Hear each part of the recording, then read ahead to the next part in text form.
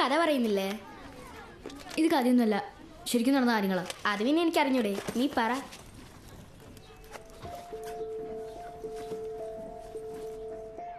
അന്ന് മുംബൈയുടെ പേര് ബോംബെ. നിന്റെ ഡാഡി പറയുന്നല്ലോ, പറ.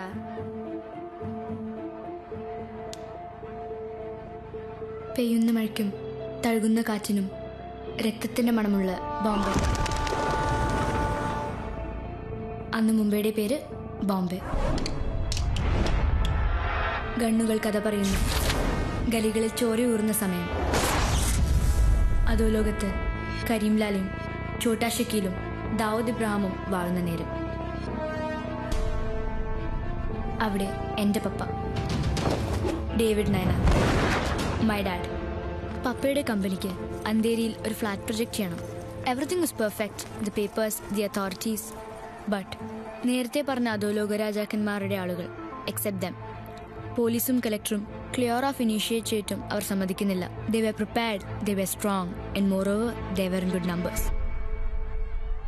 എന്നിട്ട് a black beast drifted over there. That's my dad, David. John lobe shoe കാണിക്കുന്നു.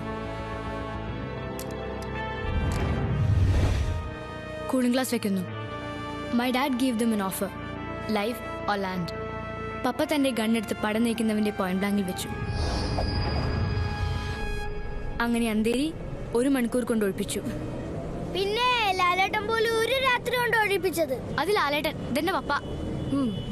ബടായി ബുർജ് ഖലീഫ ഉണ്ടാക്കി അവിടെ പപ്പയാന്ന് വരെ പറയും. ഒന്നും വിശ്വസിക്കരുത്.